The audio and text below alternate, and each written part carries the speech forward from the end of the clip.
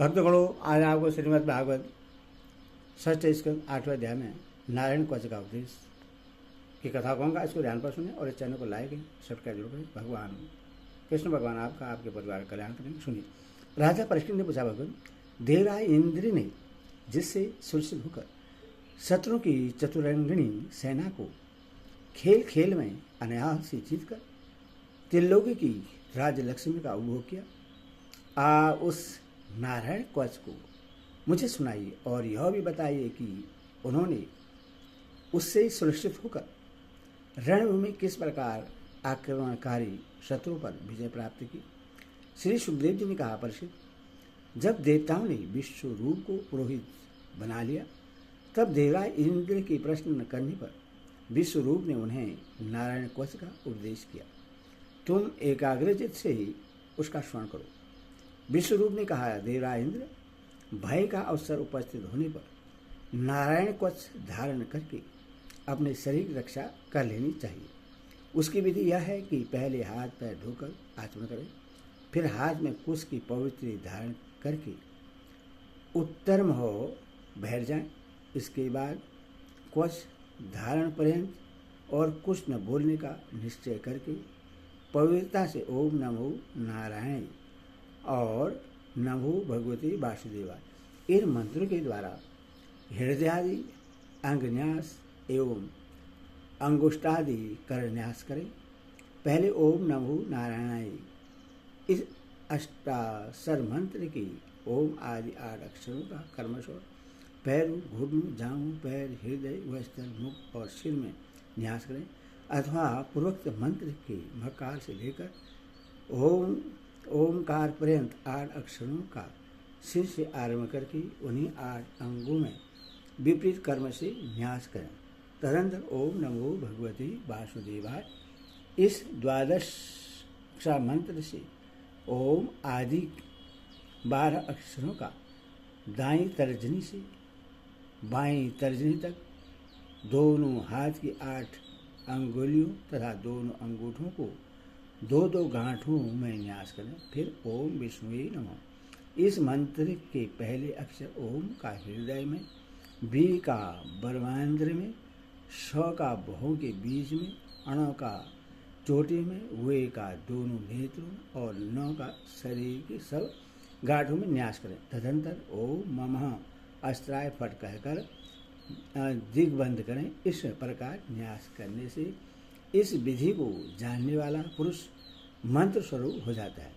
इसके बाद समग्र ऐश्वर्य, धर्म, यश, लक्ष्मी, ज्ञान और वैराग्य से परिपूर्ण इष्ट देव भगवान का ध्यान करे और अपने को भी तदरूप ही चिंतन करे। तत्पश्चात विद्या, तेज और तप स्वरूप इस कवच का पाठ करे। भगवान श्री हरि गरुड़ जी की पीठ पर अपने चरण कमल रखे हुए हैं। अणिमादि 8 सिद्धियां उनकी सेवा कर रही है।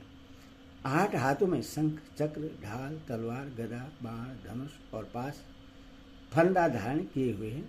वही ओंकार स्वरूप प्रभु सब प्रकार से सब ओर से मेरी रक्षा करें। मत्स्य मूर्ति भगवान जल के भीतर जल जंतुओं से और वरुण के पास से मेरी रक्षा करें। माया से ब्रह्मचारी का रूप धारण करने वाले वामन भगवान स्थल पर और विश्वरूप श्री विक्रम भगवान आकाश में रक्षा करें। जिनकी घोर अठास से सब दिशाएं गूंज उठी थी और गर्भवती दैत्य पत्नियों के गर्भ गिर गए थे, वे दैत्य युद्ध पतियों के शत्रु भगवान नरसिंह किले, जंगल, रणभूमि आदि विकट स्थानों में रक्षा करें। अपनी दाढ़ों पर पृथ्वी को धारण करने वाले यज्ञ मूर्ति वाराह भगवान मार्ग में परशुराम जी पर्वतों के शिखरों पर और लक्ष्मण जी के सहित भरत के बड़े भाई भगवान रामचंद्र प्रवास के समय में रक्षा करे। भगवान नारायण मारण मोहन आदि भयंकर अभिचारों और सब प्रकार के परमाणु से मेरी रक्षा करे। ऋषेश नरगर्भ से योगेश्वर भगवान दैत्यान्द्र योग से, विघ्नों से और त्रिगुणाधिपति भगवान कपिल कर्म बंधन से मेरी रक्षा करें। परम श्री शंकर कुमार कामदेव से हरि गिरि भगवान मार्ग में चलते समय देवी मूर्तियों को नमस्कार आदि न करने के अपराध से देवर्षि नारद सेवा अपरार्थों से और भगवान कश्यप सब प्रकार के नरकों से मेरी रक्षा करें। भगवान धन्वंतरी कुपथ्य से जितेंद्र भगवान ऋष्यदेव सुख दुख आदि भयदायक धंतों से यज्ञ भगवान लोकापवाद से बलराम जी मनुष्यकृत कष्टों से और श्री शेष जी क्रोधवश नामक सर्पों के गढ़ से मेरी रक्षा करें। भगवान श्री कृष्ण देवपायन व्यास जी अज्ञान से तथा बुद्धदेव पाखंडियों से और परमार्थ से मेरी रक्षा करें। धर्म रक्षा के लिए महान अवतार धारण करने वाले भगवान कलिक पाप बहुल कलिकाल के दोषों से मेरी रक्षा करें। प्रातःकाल भगवान केशव अपने गदा लेकर, कोई दिन चढ़ आने पर भगवान गोविंद अपने बांसुरी लेकर, दोपहर के समय भगवान नारायण अपने तीक्ष्ण शक्ति लेकर और दोपहर को भगवान विष्णु चक्रराज सुदर्शन लेकर मेरी रक्षा करें। तीसरे पहर में भगवान मधुसूदन अपना प्रचंड धनुष लेकर मेरी रक्षा करें। सायंकाल में ब्रह्मा आदि त्रिमूर्तिधारी माधव, सूर्यास्त के समय ऋषिकेश, अर्धरात्रि के पूर्व तथा अर्धरात्रि के समय अकेले भगवान पद्मनाभ मेरी रक्षा करें। रात्रि के पिछले पहर में श्री लाछन श्रीहरि, उषा काल में खंडकधारी भगवान जनार्दन, सूर्योदय से पूर्व श्री दामोदर और संपूर्ण संध्याओं में काल मूर्ति भगवान विश्वेश्वर मेरी रक्षा करें। सूर्यदर्शन नाम का आकार चक्र रथ के पहिए की तरह है। आग के किनारे का भाग प्रलयकालीन अग्नि के समान अत्यंत तीव्र है। भगवान की प्रेरणा से सब ओर घूमते रहते हैं। जैसे आग वायु की सहायता से सूखे घास फूस को जला डालती है, वैसी आग हमारे शत्रु सेना को शीघ्र ही शीघ्र जला दीजिए। कोमोंद की गदा आग की आग से छूटने वाली चिनगारियों का स्पर्श वज्र के समान ऐसा है। भगवान अजित को प्रिया है और मैं उनका सेवक हूँ। इसीलिए कुष्मांडा, विनायक, यक्ष, राक्षस, भूत और प्रेतादि ग्रहों को अभी कुचल ढाली तथा मेरे शत्रुओं को चूर चूर कर दीजिए। संक श्रेष्ठ भगवान श्री कृष्ण के फूंकने से भयंकर शब्द करके मेरे शत्रुओं का दिल दहला दीजिए। एवं या तो धान, प्रथम, प्रेत, मार्तिका, पिशाच तथा बर्म राक्षस आदि भयावने प्राणियों को यहाँ से झटपट भगा दीजिए। भगवान की प्यारी तलवार आग की धार बहुत तीक्ष्ण है। भगवान की प्रेरणा से मेरे शत्रु को छिन्न भिन्न कर दीजिए।